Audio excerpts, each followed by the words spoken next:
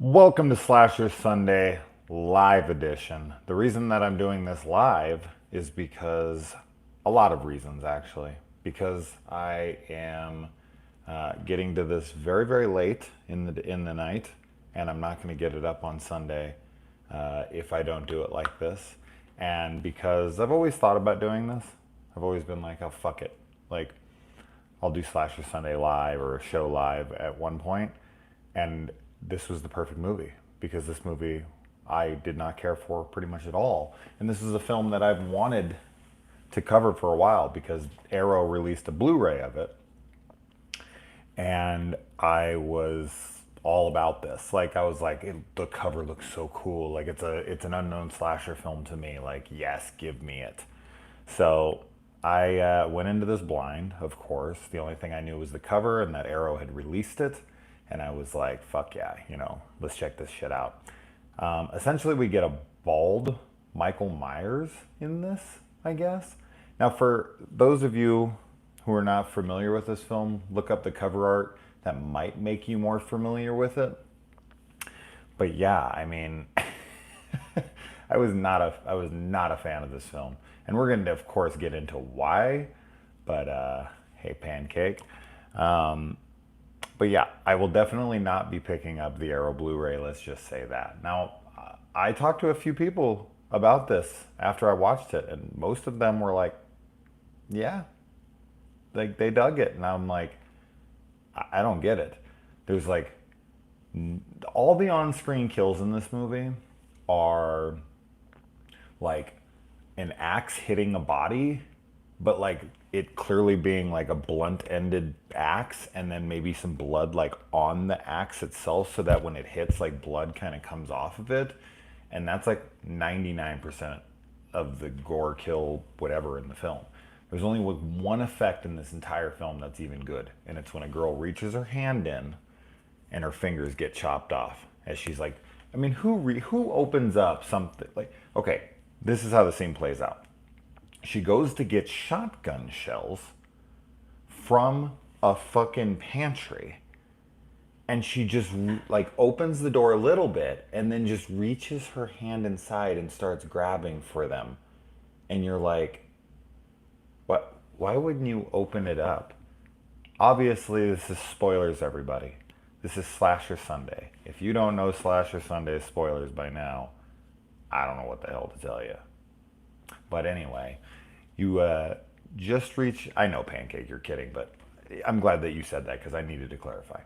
But who the fuck reaches into a door and just like grabs for shotgun shells on the shelf? Why would you do that? And then you deserve to get your fucking fingers cut off if you're just reaching in for shotgun shells without opening. It's so stupid. So fucking stupid. It's so fucking stupid, and it's the best gore in the movie. Jesus Christ. Okay, so we get an opening car wash kill. Now, it's not the car wash doing the killing like in the Final Destination franchise. This is the girl who's going through the car wash, and an axe wielding maniac swings it through her windshield, breaks the windshield, and then just starts hacking her up in her car through the windshield inside the car wash. It seems like it would be really difficult. It seems like it would be really difficult to swing through somebody's fucking car windshield after you've smashed it in. The whole thing breaks, by the way. If you were to take an axe and hit a windshield with it, it would make an indentation of the axe print. It would not shatter. It's not glass like that.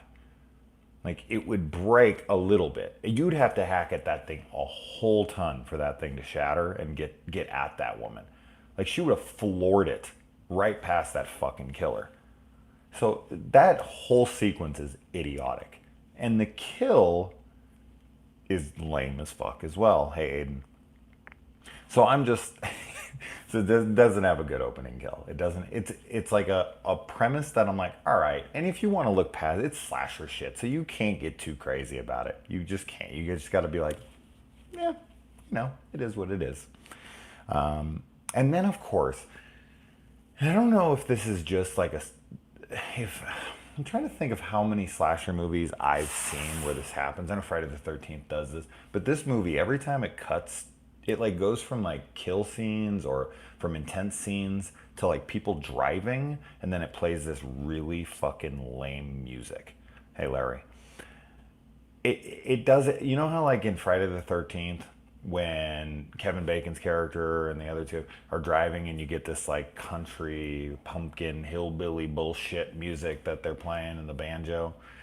It's like that. It just cuts right to Twilight Zone reviews. I did not love doing those. I'm glad that you enjoyed watching them, but Twilight Zone's that fucking new Twilight Zone is an abomination. But yeah, so okay, moving on. It's just so funny that like every fucking time it cuts to this car and this lame ass music, and they do it like 4 times in the movie. And this is when we meet our two main guy characters. One of which, the other guy in the movie, I guess he's purely there to be a red herring because he really serves no other purpose in the movie except for to cheat on his wife.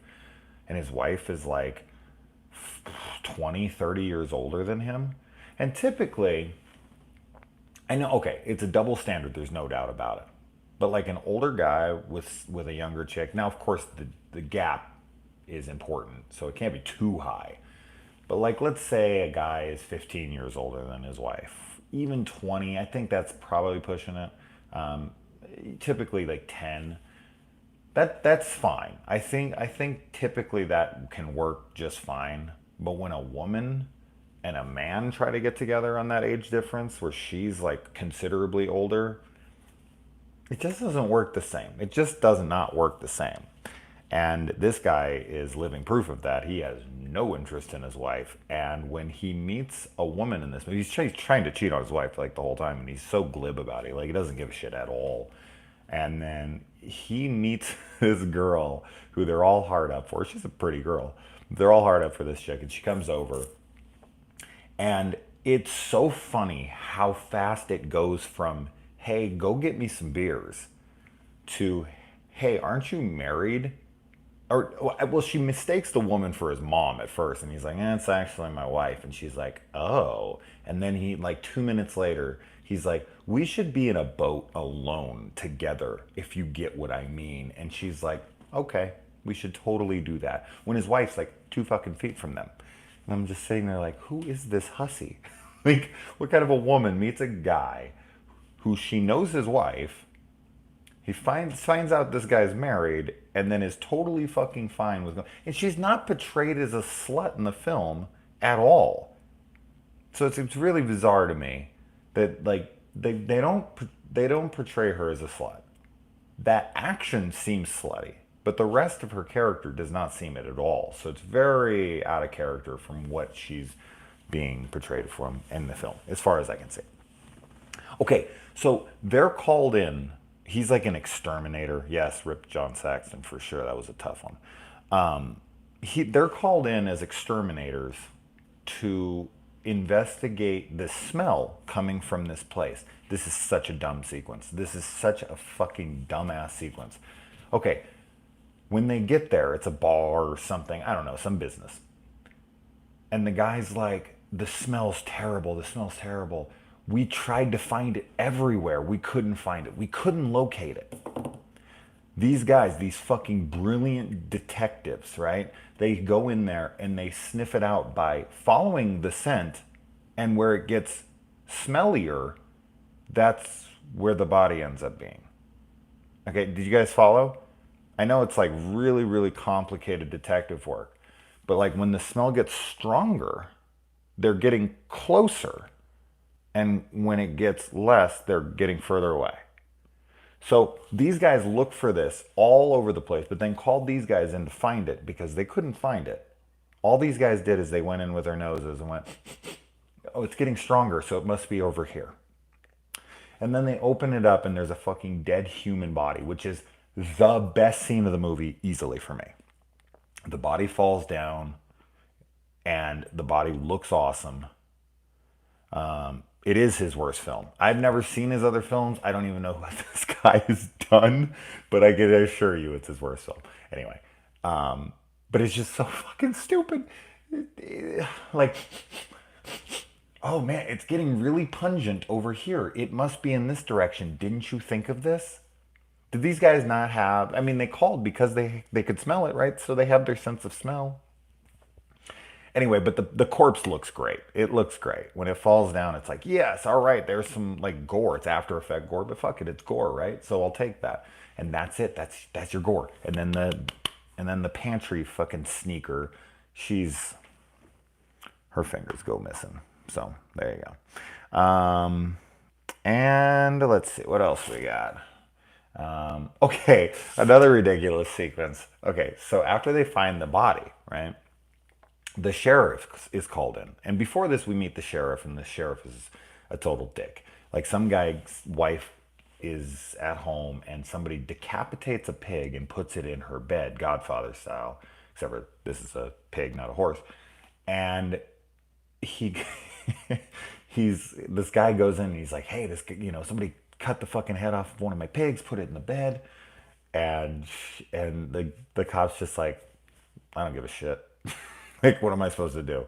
Fucking, like, go investigate every time someone slits someone's fucking pig's throat? So he's just a total asshole, right? So then the next scene is the sheriff finding out about this dead body, and it's up in the attic, and he's like, oh, she must have hung herself. And the coroner's there, the doctor who's gonna, do the autopsy, whatever. And he's like, I don't know, sheriff. And in front of everybody. Okay, literally in front of everybody. The guys who found the fucking bodies, all the onlookers, all the people that are standing around. He tells the coroner, like, no, this is a suicide. We haven't had any issues in this town, and we're not going to have any now. You're going to rule this a suicide. He's telling a coroner, the sheriff is telling the coroner in front of the entire fucking onlooking town to cover up a murder. Potential. But if it's a murder, don't put that down. He says it in front of everyone. He says the quiet part loud. It was the most fucking ridiculous thing I've seen in a movie in a little while. I don't even know what to say about that. It's just fucking ridiculous. This movie's fucking ridiculous. All right. What else? So then the girl who's gonna fuck the married guy, right? So her dad is the one that's showing around this dude's wife, who's much older than him. And he calls from the dock to his daughter, and he's like, hey, can you get Jimmy for me? And then she goes to run to find Jimmy. This is such a fucking ridiculous looking sequence.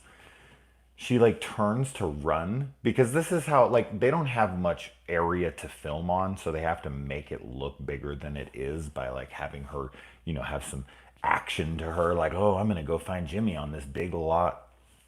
Jimmy is at the soda machine 2 feet from her. Okay, it's 2 feet's an exaggeration, but 15 feet in plain fucking sight of the guy who just asked her to go look for Jimmy. Jimmy's sitting right next to her. So she like runs over, she like lightly jogs really quick over to him, and she's like, Jimmy, my dad needs you. And it's like, no shit, I'm pretty sure Jimmy heard. Unless people in this town, that might be it. I might have stumbled upon the missing clue. People's senses are dulled in this movie. Jimmy can't hear. The people who own the bar can't smell. There's a big fucking conspiracy going on here. Hey, Captain. I can't talk about what's been going on lately. I'm in the middle of this review, but I like to say hi to you, and doing this live is kind of fun. It's no different than how I ever do any of these anyways. This review would be zero different. Except for I wouldn't be saying hi to all you beautiful fucking peasels. Peasels? Peasels? I was going to say piece of shits as a joke, but then I tried to make it nice and say people, and that's what you get. Now I look like the asshole. Fantastic. Moving on. All right. I already talked about all that. Oh, so then our main character here, our main guy here, he starts, you know, hooking up with the girl who works at this little local diner or whatever the hell it is. She plays him in some arcade game, and I don't even remember. Does she ever win that? I don't even know if they do they ever even play that in the fucking movie? She like makes him a bet, and she's like, if you could beat me, I'll give you anything, and he's like, anything, and she's like, yeah, anything, and he's like, mm-hmm. So then he takes her back to his house to show her his computer. Real fucking smart guy here. And she gets on it, and then the weirdest part of the movie starts happening. He has this like program in his computer because he's like the tech guy, and he lives with this older guy who thinks like technology is the devil. It's that damn foosball. He's like sitting there, and he's like, that infernal machine has come to my property. Some bullshit. You're just like, oh my god, the computer is so dated, of course. I mean, look at the time in 1988. But so he brings in this computer, and this computer, I guess, has a role in the movie because it needs to be technology based for some fucking weird reason. Like, it's completely pointless to the movie. I don't understand at all, but whatever. So he says that he's programmed the computer to be able to be asked questions and this and that. So this girl starts going in there, and she's like asking it all these questions, but like it talks to her like it's him or something. And she's like, thinks he's the killer, so she keeps typing in these questions. But of course, spoilers, everybody, she ends up being the killer. But she doesn't realize she's the killer because she's crazy. I, okay, the only time a computer should be in a slasher movie is in Friday the 13th Part 4, the final chapter, because the computer don't fucking lie, and Jimmy is a dead fuck. Although the Jimmy in this movie is a deaf fuck, I guess. So there you go. But I like how the first thing that she types into the thing is he's like, why is it having a problem loading the answer? And she's like, I asked the computer if you're gay. I'm not kidding, that's what she says. I asked the computer if you're gay, and then kisses him. And I'm like, computer don't lie. That kiss was really impassionate, man. Like, he kisses her like, you know those kisses in movies where you can totally tell the actor is not into it for whatever reason? This is her face and his face.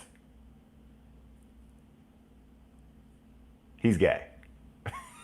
He's gay. I don't need a fucking computer for it. Shit. Anyway. And okay, we do see something in this movie that I was completely fucking. Ooh, Chud 2. I love Chud 2. I love Chud 2. Bud the Chud's awesome. Okay, but I've always counted it as a Return of the Living Dead sequel and not part of the Chud franchise. Because it was written as one, and it very much feels as one. And if you watch it as a Return of the Living Dead film, it makes way more sense. Anyway. But something that this film features that's crazy is this girl's dog gets killed. And I've seen dogs killed in movies plenty of times. In fact, I saw the saddest fucking dog death I've ever seen in my life. Okay, ooh, that's not true. It's on par with the dog in The Fly 2. Holy shit. Yes, you called it before I could write it. Okay, no, it's as sad as that. Believe it or not, it might even be more sad. It might even be more sad. It was brutal to watch. I was just like, do I really have to sit through this? Do I really have to sit through this right now? The fucking dog hangs himself. He straight up Gordons himself. Okay? Friday the 13th Part 4, yet again, reference when Gordon jumps himself out the window. I always tell, when people are fucking like, if you want to get out of a situation, you just Gordon yourself right out the window. Okay? That's what you do at a party when people are talking to you and you're just like, I don't want to be here anymore. I'm just going to Gordon myself right out this window. Anyway, except for I'm of the camp that believes Gordon lived. Okay? Gordon lived. Let's just fucking clarify that. Gordon is the smartest character in Friday the 13th Part 4, and he fucking just jumped his ass out of that situation. He's like, adios. Anyway, so the movie's called The Pool. It's a Thai horror film currently on Shudder, and it features the saddest dog death maybe I've ever seen. So just prepare yourself. If you watch the movie, you should know that going in, because I was unprepared, and holy fuck, was I a wreck. I was like, what? Anyway, moving on. Sleepwalkers. You haven't seen that movie in a while. Isn't that the one where like the guy's like fucking his mom, right? And he can like make the car disappear when he's like, or like change when he's driving. The cops like goes to pull him over. That is that one, right? Anyways, they're like cat people. But yeah, this dog has a slit throat in this movie. Who slits a dog's throat? Who slits a fucking dog's throat? Like, that was wild, man, to see like a dog laying on the ground and its throat is slit and his blood is coming out of it. What the fuck? A slit dog throat in a movie. Anyway. Yeah, Stephen King. That's what I thought it was. I've seen every Stephen King adaptation, whether it's film, television, whatever. So if it's Stephen King, I've seen it. My God, it's been so long since I've seen that movie, though. So long. I just remember he fucks his mom and the car scene. I remember a couple other things, but it's been fucking 20 years. I mean, no joke. All right. And all I put down here is WTF with the computer question mark. The main character of this movie reminded me of Jim Carrey. He also looked like somebody else. I'm having a hard time remembering what I thought, but look him up and tell me who else you think he looks like. Oh wait, he looks like one of the guys in My Bloody Valentine, the guy who comes back to town. Wasn't his name Axel? Or am I doing Friday the 13th Part 4 again? I'm just going to talk about Friday the 13th Part 4 the entire time. Frontiers is great. Definitely one of the better After Dark Horror Fest movies. And of course, as usual, that's one of the films they pulled, which is annoying as fuck. Because like their best movies, like fucking Captivity and that. And it's funny, they pull all their best movies from their lineups. So stupid.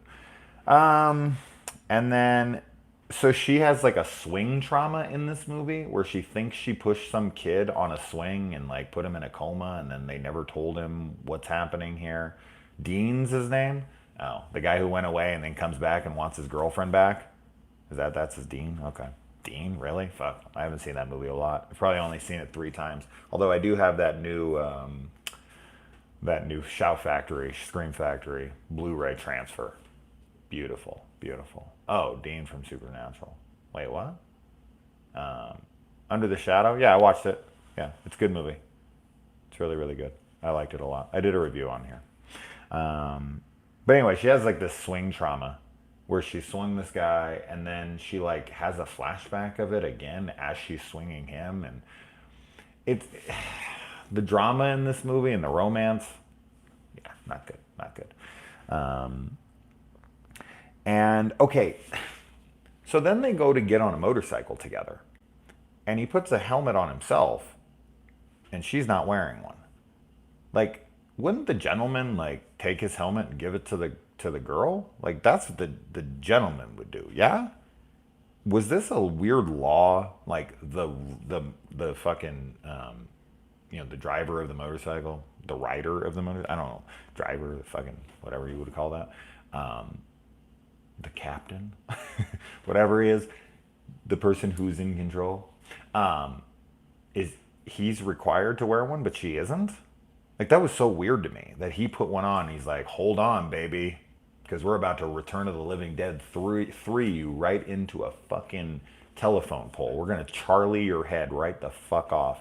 Like, I was like, why? Give it to her, man. Like, what are you doing? It's crazy to me. That's funny. Then we find out the older wife in this is like went bankrupt. And I guess that's kind of like adding credence to that the other guy is like doing this for money or something. None of that plays into this movie like at all, by the way. Because really, all it comes down to at the end is that this girl has killed everyone who was part of institutionalizing her. And it's such like a lame reveal. And it's like him coming to her and being like, I figured it out. You're crazy. And these are the people who killed you. And I used the computer and the computer don't lie. And she's like, no, it's not true. And they like go back and forth. And then he tries to, okay, another ridiculous fucking scene. Am I there yet? I mean, this is the end of the movie. This also has a lot of giallo tones to it. It's got the black gloves. It's got the, the constant red herrings. It's got most overrated horror movie. I'm not about overrated, but the movie that's the most loved that I personally don't like would either be Scream or Rosemary's Baby. You guys know I don't care for either of those films at all, and they're beloved. But they're classics, and I'll never take that away from them. But yeah, there's a lot of giallo elements in these films. In this film, and this is a Spanish director, so this was like more like a Pieces, I suppose, since that's like a Spanish director, and that's very giallo at times. Although I made a fucking video recently where I said, dude, a lot of giallos are just fucking slashers. Not all of them, but a lot of them. And I don't give a shit. I'm tired of this whole like classification where it's like, oh, no, let's be pretentious about it. It's a giallo. These are giallis. Okay, like that's fine and all, but there's a lot of giallos that are fucking slashers. Okay, let's just be clear about this. Anyway, we'll fight about that. That's all right. A lot of product placement in this movie. Like a fuck ton. Sunkissed and Coca-Cola and like I just saw product everywhere. Like on display. Like fucking posters of it everywhere. Did they get like kickbacks from like Coca-Cola and shit in this movie? Because there's like a lot of focus on those things in this movie. They had to have gotten a kickback from like Coca-Cola and shit in this movie. There's just so much of it. But anyways, okay. So here comes the end. And the end, not only is the reveal very lackluster, but then how it wraps up is so dumb. Okay. So he is trying to convince her she's the killer, right? And she's like, no, I'm not the killer. And so she like grabs the axe and comes at him because that's what you do when you're trying to prove you're not a killer, right? But she's convinced he's the killer, so she's gonna, protect herself. So she comes out with him with the axe, right? But he clearly knows he's not the killer. Like, she's definitely the killer, and he knows she is. So it's trying to trick us into being like, oh, I wonder if it's her or him. Oh shit, oh shit, oh shit. Well, how's this gonna go? So like, I get why they do it, but it's very obvious where it's heading. Like, you're just like, obvious where this is going. When it's happening, you're like, oh my God, this is going to happen now. This is like a Night of the Living Dead ending where the guy comes out. Yeah, Don't Torture a Duckling is great. Very big fan of Fulci. So he runs out, right? He has the axe. And of course, the cops shoot him, right? Because he's wielding an axe and he's running after this girl. Why is he carrying the axe? Like, I get why the directors made that decision as far as the like, they needed that big ending, right? So they have the ending where the guy gets shot and it's like, oh my God, but it's really the girl. Holy shit, they fucked up, right? Okay, I get why they put that for that reason, right? I get also that they were trying to confuse the audience. Like, holy shit, is it him or is it her? I don't know. I don't know who to trust, right? Okay, I get that. But in the reality of the scene, it makes zero sense. Why would the guy who's trying to help this girl pick up the axe and chase her? Why would he pick up the axe and chase her? I can't come up with a single reason. I can't come up with a single fucking reason.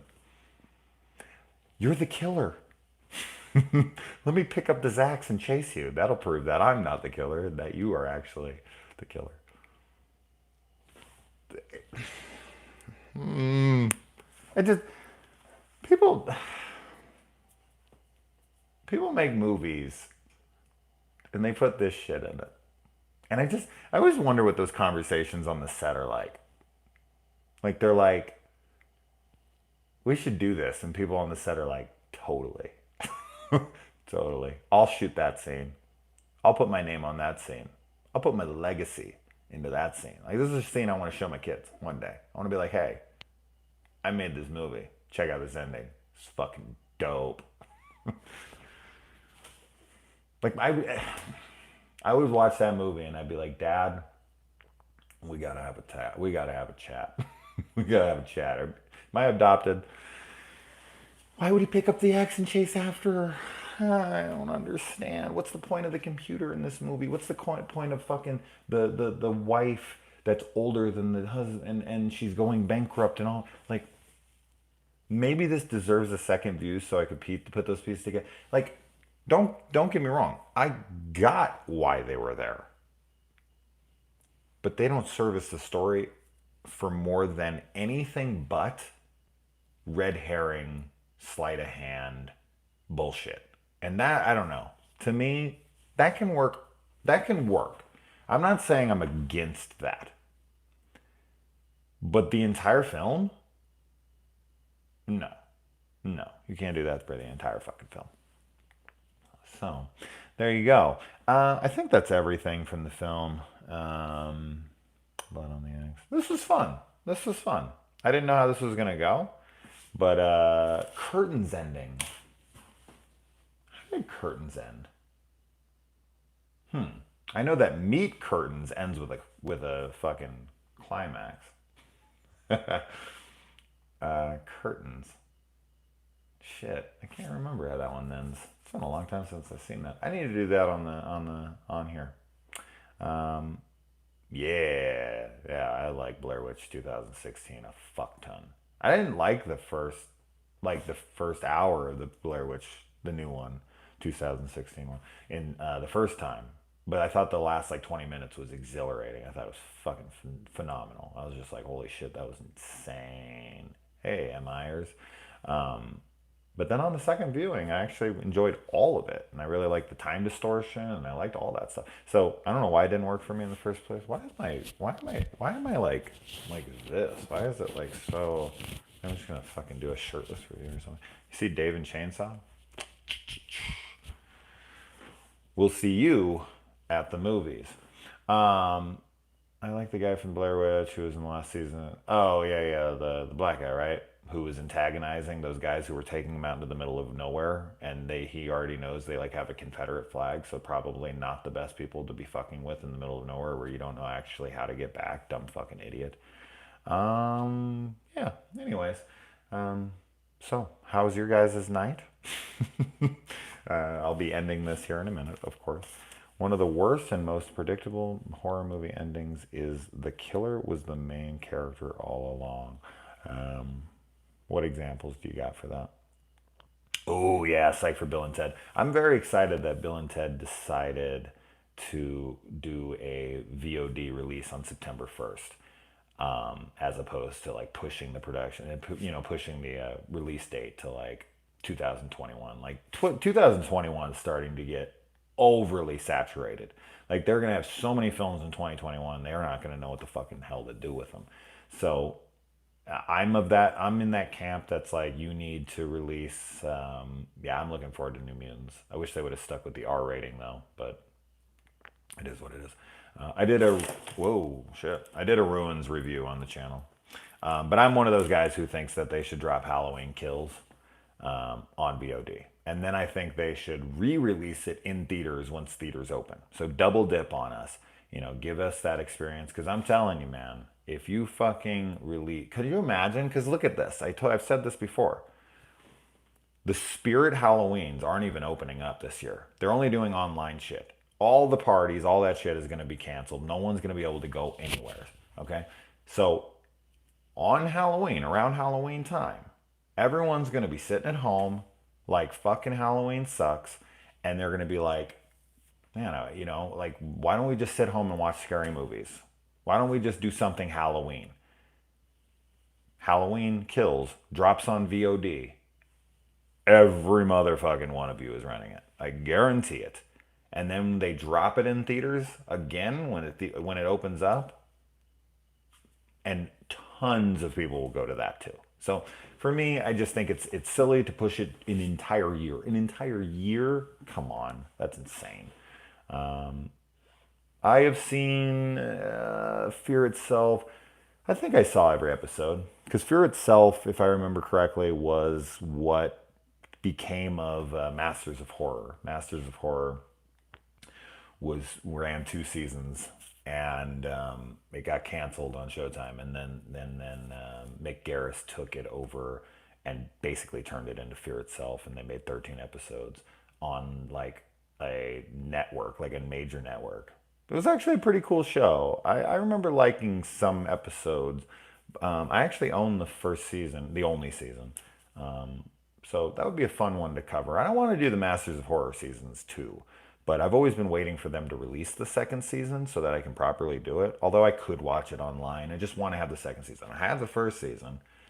They actually sell it for like $5 or $6 or something crazy, $10 or something fucking nuts. They sell the entire first season for super super cheap.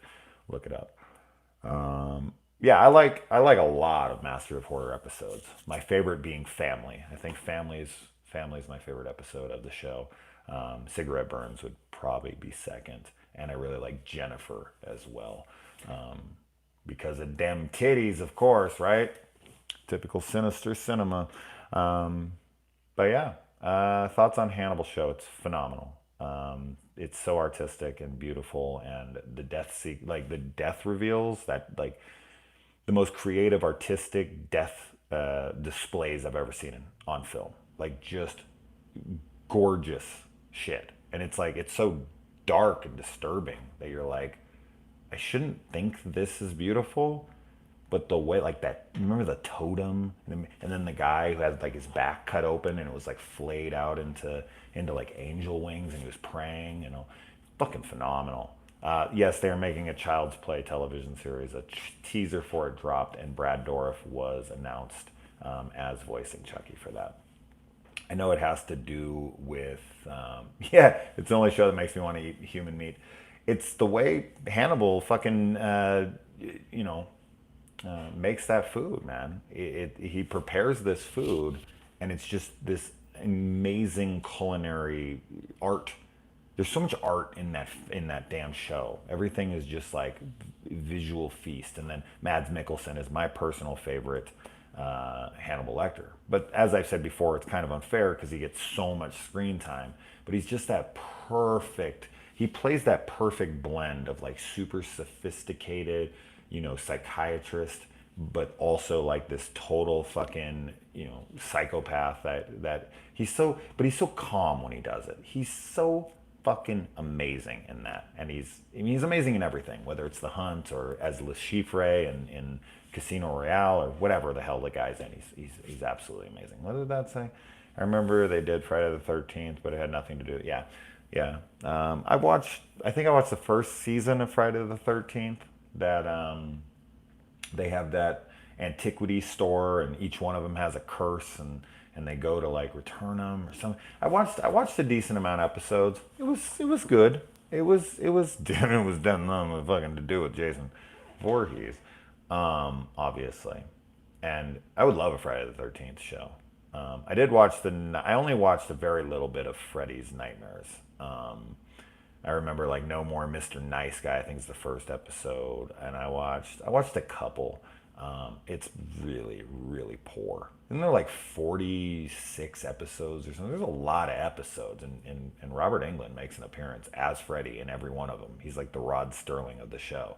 But like 90 fucking percent of them don't even have him in it. It becomes like a Tales from the Crypt. I think only in the first couple episodes is he like actually in the show as like an antagonist. Warehouse 13, I never did see that. I know the show, but I've never seen an episode. But how can they do a sitcom of Friday the 13th with no Jason? Well, it's not a sitcom. It's not a situational comedy, obviously. But I get what you mean. Yeah. Yeah. I think a Friday the 13th show could absolutely work. But I think it would overstay its welcome if it was more than like 6 episodes, you know? You'd only do so much. But I'd watch a couple seasons of that for sure. And Warehouse 13 is good, cool. X-Files binge. You know, I did start reviewing the X-Files every episode. I got to about episode 13 of season 2 or something before I kind of bowed out because honestly no one was really watching. There was a couple people that were really excited and they were following every time I did it, but it was taking so much time. Yeah, I've never seen him. Have I seen In Bruges? I know it's the Colin Farrell movie, but I can't remember if I've seen. I think I have seen it. I know people fucking love it, love it. I don't remember if I saw that or not though. I think I did. Is that? Is that the one where the like guy's waiting out in the car and they're like doing something up in an apartment building like real high up? And then I can't fucking remember. Maybe that's not it. Maybe that's not it. I don't remember if I saw it or not, but I do remember it. Killer Joe. That's the Matthew McConaughey one where it's like Texas is made out of like fried chicken. Isn't he like a? I have not seen it. I did watch Lock and Key. I reviewed it on here. Hey, Source. Always love seeing your. He always lives like the most positive comments, and it's always so cool to see. What did it say here? Thoughts on the Fright Night franchise? You know, I will say this. I'm assuming that Colin Farrell made you think of the Fright Night franchise because he's the lead of the remake. Puppet Master needs a TV series. Fuck yeah, why not? The new one, Littlest Reich, is awesome. Or actually, the newest one is Blade Holy Cross, or Blood Cross, something Cross, Iron Cross. That's what it is. What was the fucking question? Oh, iZombie's phenomenal. I love it. I love it, and I'm gonna tell you right now, that is one of the most underrated, and I never use the word underrated, so overlooked. That's one of the most overlooked performances on television. Period. Liv Moore's performance in that show is phenomenal. I'm telling you guys, it is one of the best fucking acting gigs I've ever seen. She plays a different character in every fucking episode, but she has to also kind of be herself while being another character, and she nails it every fucking time. Every fucking time. It's incredible. It doesn't matter what it is, whether she's a narcissistic dude or if she's some like role-playing guy or whatever the fuck she has to do that week. She plays a different character every week, but she has to, as I said, but she also has to kind of make it her because she's only like half that guy or half that character and half herself still. It's phenomenal. It really is, and it's a fan-fucking-tastic show. If you haven't watched iZombie, oh my god, I implore you, all 5 seasons. Fantastic. Anyway, what the fuck was I talking about? Let me scan back up. I completely fucking forget. The fucking Fright Night. I know, okay.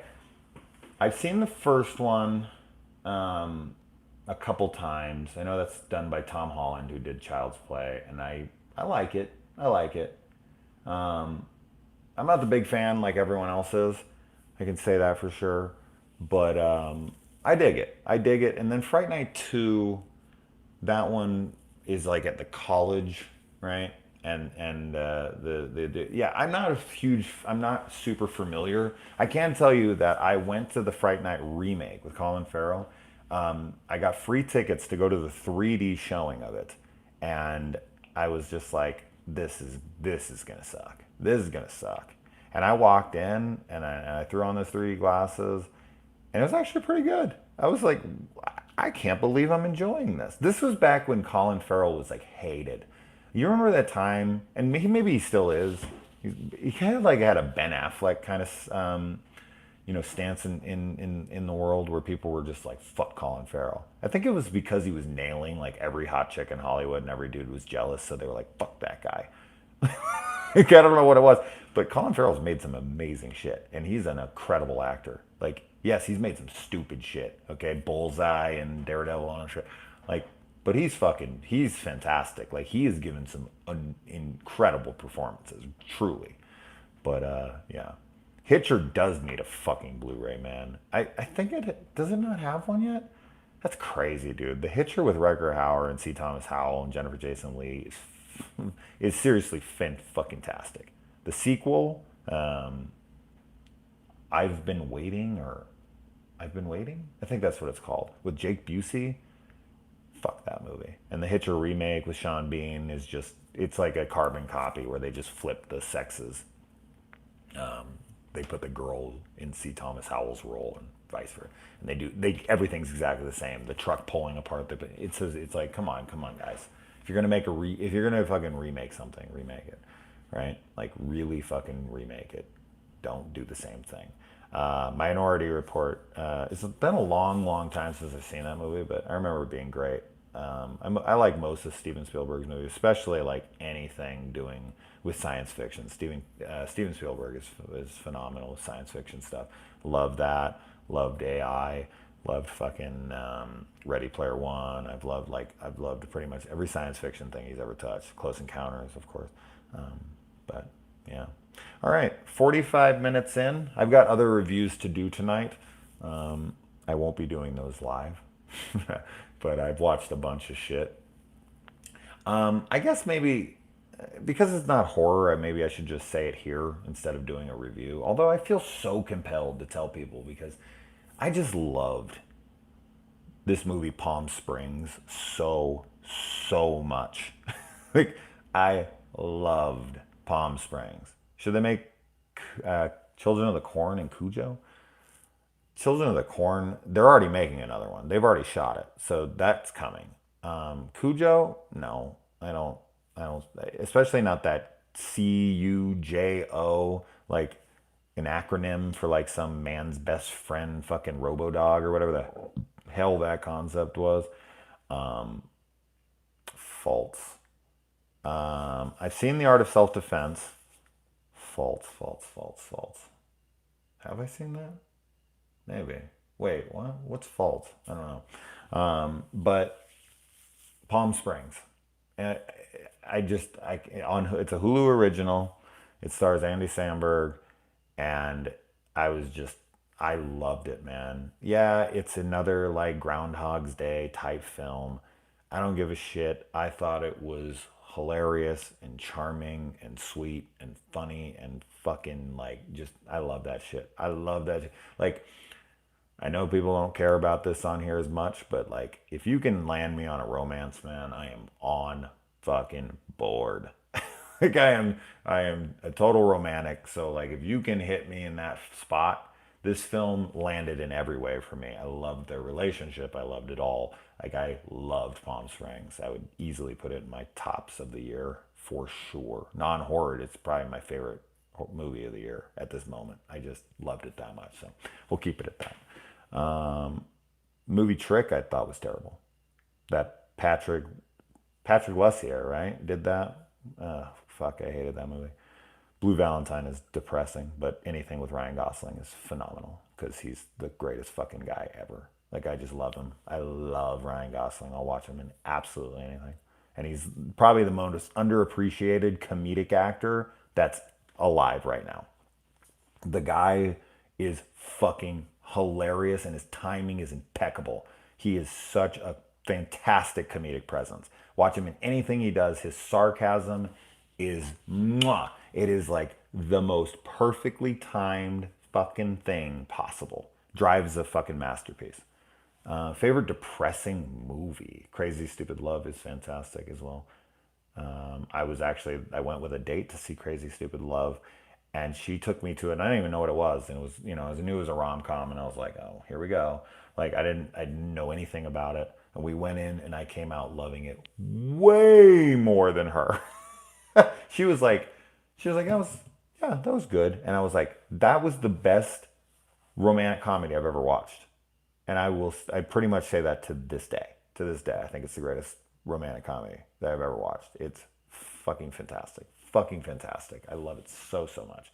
And a huge deal is because it's Ryan Gosling and Emma Stone, and they have unbelievable chemistry, and they should have babies together. The Ryan Gosling episode with Are You Afraid of the Dark? The episode with Ryan Gosling and Are You Afraid of the Dark is called The Tale of Station 109.1 with Gilbert Godfrey. And that episode is fucking great, okay? That episode is great. And he's a great dude. Good. I'm glad to hear that. The Nice Guys is like my favorite comedy in the last like 5 years. It's so fucking funny. So fucking funny. That scene where like everyone's like pretending that they've died from like the pollution and all of that. Uh, the shit Ryan Gosling says in that moment. Ah! Anyway, what's up, Dylan? You should live stream more often. I should. Do I think there should be a Jeepers Creepers 4? Sure, as long as Victor Salva has nothing to do with it. And Walking Dead. Ooh, Walking Dead. Yeah, Walking Dead got confirmed for an October release of episode 16 and 6 additional episodes to season 10. I know there's a lot of Walking Dead haters, but you can go fuck yourselves because The Walking Dead is back and it's better than fucking ever. It's fantastic. Watch it, okay? Season 9 and 10 are phenomenal. Get your fucking asses on it. So, regardless, we left on this cliffhanger. We've been waiting for this episode, and now season 10, episode 16 is going to be like feature length, awesome, and we're getting 6 more episodes. So excited. Oh, that shit where when he slits his wrist, breaking. Somebody just brought up the scene in Nice Guys when he breaks the glass and then he cuts his arm and he's like, that's a lot of blood, and he falls. That is, oh god, so fucking funny. And then the shit he does with his daughter when he's like, don't what is it? Don't say and stuff. Oh, it's so good. She's like, it does the anal and stuff. And she's like, don't say and stuff. Just says she does anal. it's, oh, it's so good. And that little girl, too. She's so fucking good. Russell Crowe's so fucking good. Everybody's so fucking good in that movie. Wishmaster versus Leprechaun. You've been smoking some green fucking shamrocks, bro. I did see The Rental by Dave Franco. I reviewed it on here, and I think it's fan-fucking-tastic. Okay, I shouldn't say fan-fucking-tastic. I think it's very good, though. And I know a lot of people hate it, and I don't care. But it's the open house all over again. Watch my review. I talk about it plenty on there. Yeah. I'm going to get off here in a couple minutes, guys, so ask away while I'm here. I didn't like when they were at the porn house with his daughter. You didn't like that because what? You thought that was not okay for him to take them there? Or you just thought that was a stupid scene? Want Hills Have Eyes 3? Well, you can buy the Hills Have Eyes 3 Mind Ripper with Lance Henriksen. So there is technically a Hills Have Eyes 3, but that's to the original series and it has nothing to do with it, and they just sold it like that to get your money. Cobra Kai. Yes, Cobra Kai. Cobra Kai is way better than it has any right being. Season 1 and 2 are both fantastic. If you haven't seen Cobra Kai, if you even have the smallest bit of nostalgia for the Karate Kid and you're not watching that show, watch the shit out of that show and get yourself prepped for season 3. I know somebody who works on that show or for Netflix. I know them through my brother. My brother does hair in LA, in Malibu, so he does like all these like, rich pricks hair and people who work on movies and whatever. And he was told by the guy who works for Netflix or for the show. I can't remember what it was. He said that Netflix did take it over and they have already for sure signed on for multiple seasons from that point on. So look forward to that. Where is it? Have I thought about reviewing the Hannibal series? Well, yes. I told that story on my Silence of the Lambs review. I actually watched every single Hannibal thing with the mother of my children, and we took notes for every single thing. Every movie, from Manhunter to Hannibal Rising, and all the Hannibal series. We watched it together to review it on the channel together, and then we separated, and then I wanted to fucking jump off a cliff and hang myself with my notes. You want to get really fucking dark? Okay, that's not 100% true, but it was kind of funny. The Predator is Shane Black's worst film. I really liked the first 2/3 of the Predator movie. The last third I did not like much, and the ending was terrible. Um, come on, Jason. I mean, think about it. Wishmaster versus Leprechaun, or Chucky versus Leprechaun, or Candyman versus Pinhead from Hellraiser. You didn't need to say Pinhead from Hellraiser. I'm pretty sure I know who Pinhead is. Unless you're saying you think I'm thinking Pinhead from Puppet Master. Excited for him playing Vanilla Ice. I know you're a big fan of Vanilla Ice. Thought I'd ask. Wait, who? What the fuck are you talking about? Vanilla Ice? Did I miss something here? Who's playing Vanilla Ice? I didn't see what you said. I must have missed it. I don't know. Who the fuck is playing Vanilla Ice? I don't know anything about that. Mexican Barbaro. No, but I know the cover of that movie. Do I like any of the DCEU movies? Absolutely. I love Man of Steel. Suicide Squad has the best trailer I've ever seen in my life, but the movie unfortunately fails after about 45 minutes, although the introductions to everyone. But I really like Boomerang, Captain Boomerang, played by Jude Courtney. I think he's fucking great in that movie. And then yeah, I mean, I like most of the DC movies. Justice League I didn't like at all, but I'm looking forward to the Snyder cut because he said that they only showed a fourth of what he shot, a fourth, and that he's not showing any of the Whedon stuff at all, and they're going back and they have $30 million and they're gonna fucking reshoot scenes for this movie. This is crazy to me. So this is unprecedented. I know no other film that's done something like that. That's crazy to me. Because I'll tell you this, Batman versus Superman, Batman v Superman: Dawn of Justice, when that came out, I saw it in theaters and was like, that was terrible. And I did not think there was any way in a million fucking years that movie could ever be saved. That director's cut came out, that ultimate cut came out. I watched it and I thought it was fucking really good. And I was like, I can't believe it. I can't fucking believe that just happened. I cannot believe they changed my mind with adding some extra stuff and this and that. But whoa, I really like Wonder Woman. Shazam, I'm whatever about Shazam. I thought it was fine. I didn't love it. I didn't like it. Or I didn't hate it. It was just kind of whatever about it. The Birds of Prey movie, the Harley Quinn one, I quite enjoyed, but I could watch Margot Robbie and Mary Elizabeth Winstead fucking, lick each other's pussies for 2 straight hours. I would be fine with that. So, and then I don't know what else I didn't mention. Aquaman. Visually, that film is stunning. Holy shit. You want to talk about a movie you want to get on 4K and really display what your TV can do. Aquaman would be that movie. Overall, it's good. I like it. It's not super rewatchable for me, but overall, I had a good time when I saw it in theaters. We're coming up on the hour mark, so that's gonna be, yeah, we're there. Yeah, there are 2 pinheads. The one from, yeah, that's what I thought. I recently bought the Brain Damage Blu-ray from Arrow. I have that. I have that as well. The Ice Cream Man versus the Dentist. There you go. I'd watch the shit out of that, man. Especially if they brought back the original actors. Although they can't do that now, unfortunately. Larry Drake is no longer with us, but Corbin Bernstein, whatever. Yeah, yeah, that's sorry, but they should have done that. Yeah, they should have done that in the '90s. Guest is Adam Wingard's best film. Yeah, yeah. I mean, I do. As I said, I do like the Blair Witch movie a lot. Your Next is good, but The Guest, yeah, because Dan Stevens is just the shit. So I agree. I'm hoping we get some good Halloween movies this October. Real bummer about Halloween. I agree. But 2020 has been great. Get Shudder. Get Shudder.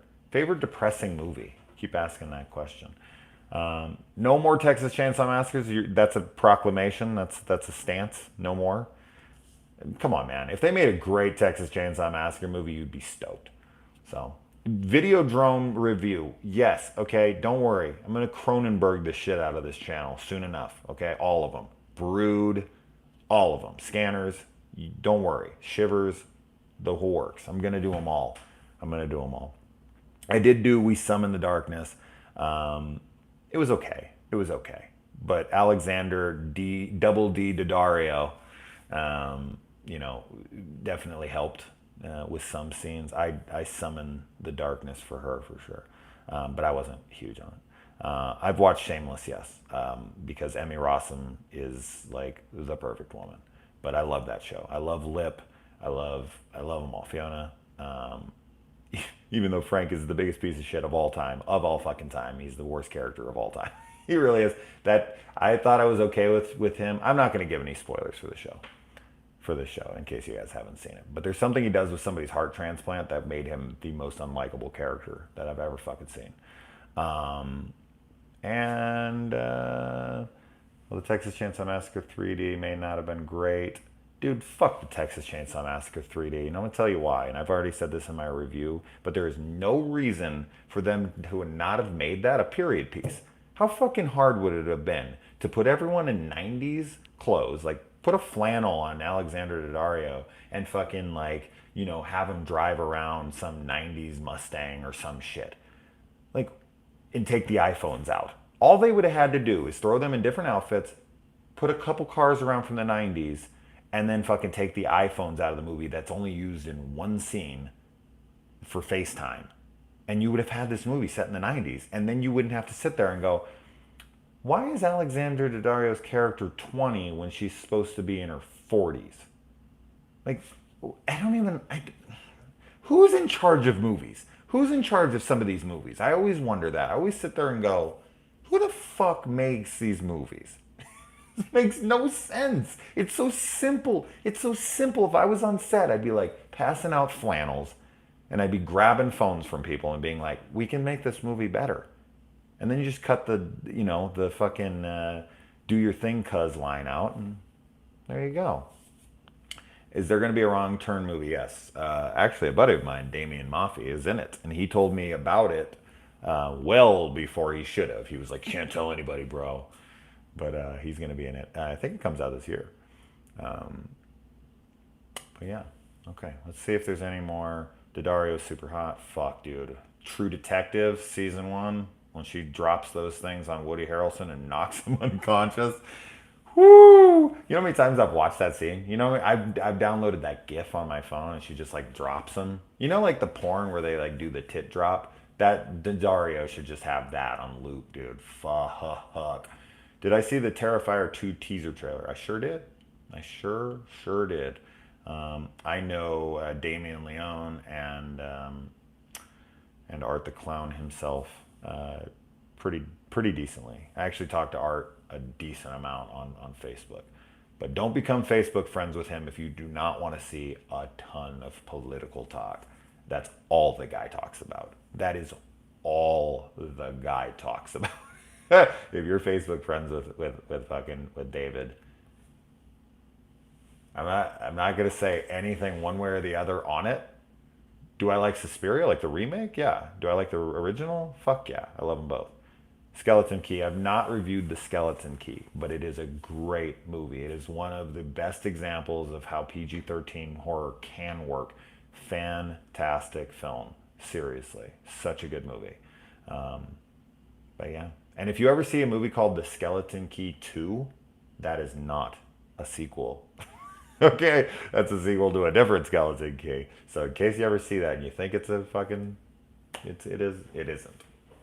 All right, guys, I think I'm gonna wrap it up. We are an hour and 10 minutes in. My phone is dying. It's telling me right now. An Orphan 2 movie. What? Esther's neck was snapped, bro. That bit. Could you imagine though if they like did like Zombie Esther? Oh God. Okay. Favorite depressing movie. One more question. Well, seeing as mentioned before, Winstead is in fault that I mentioned as in AJ Bowen. AJ Bowen and who? And Mary Elizabeth Winstead. I don't think I've seen it. I would remember Mew in anything. Favorite depressing movie. Favorite depressing movie. A movie that's depressing that I love. It's so hard to be put on the spot about favorite things, you know? You guys have that? Where people are like, what's your favorite movie to feature a killer fucking toaster? And you're like, is there one of those? You know what I mean though? Like, it doesn't matter what anybody ever says. It's when you put them on spot, it is so hard. Depressing movie. I can tell you the most depressing movies I've ever seen. That's for sure. That would be Dancer in the Dark with Bjork. That fucking film, especially at the ending. I don't want to give it away, but the way that movie ends and then just cuts. Oh my God. Brutal. And then another one is the movie Precious. I, with the chick from American Horror Story, the big lady. She is the story in that. Oh my God. It's just like one after the other after they're just hitting you over the. I felt like Glenn in The Walking Dead. They were just hitting me over the head with depression. Um, Too soon? Too soon? The Lodge is depressing, but it's fantastic. I'm trying to think of like a super, super depressing movie that I love. I don't know. I don't know. Maybe I got to think on that. I think I got to think on that. I hate to leave you like that, but it's hard to answer a question like that on the spot. Um, but yeah, keep it in mind. Who's asking this question again? I already said it like 6 times. The stranger in the Alps. Why would the family and friends watch the hanging? Yeah, yeah. I'm not gonna say anything more about Dancer in the Dark, but my fucking god, bro, that Ari Aster's first film. What do you mean? Hereditary? Oh, I thought maybe you were talking about his because I actually on the podcast covered all of his short films. He made like 9 short films, and there's one where like it's this really bizarre one where this dad and this son are like fucking, and the son is like manipulating the father and has this like power struggle over him, and it's really good but really fucked up. I highly recommend it. Check into his shorts work and find that like 24 minute, 30 minute short movie he made with the dad fucking the son. It's or the son fucking the dad actually. It's a wild flick. The Johnsons. Is that what it's called? The Strange Thing About the Johnsons. There it is. Yeah, yeah, yeah. Good movie, man. Real fucking depressing. Last Black Man is I haven't seen it. Nightmare 2 documentary. I've watched half of it, but I can't. I always get distracted from it. Whatever. Guys, you're amazing. Thank you so much for the support. I will do more live videos soon, I promise, okay? I promise. This is so much fun. I love all these questions. I love fucking talking to you guys. It really is it is a blast. I genuinely enjoy this. I can talk this shit all day, all day. I wish some of you guys lived around here, man. It would be so cool to hang out with all you guys. Seriously. I've actually talked about having a big get together with all the people that are on my Sinister Cinema review or Sinister Cinema channel Facebook group that I've had forever. I was talking about us all meeting in Vegas, going there to Vegas once COVID and everything is cleared up, like 2021, getting together in Vegas. Maybe some horror convention, you know. Hopefully Vegas will put one on or something, and it's like fuck yeah, dude, that would be so cool to meet all the people that I've seen your names on the screen a trillion times. I'll probably get knifed in the parking lot for my opinion on some movie, but whatever, you know. That's the way I want to go. That's the way I want to go. All right, guys. Thank you so much. You're the best. Thank you, Dylan. You're awesome, man. True Artist, Source Awakens, Aiden, fucking Cecil, Jacob, Scott,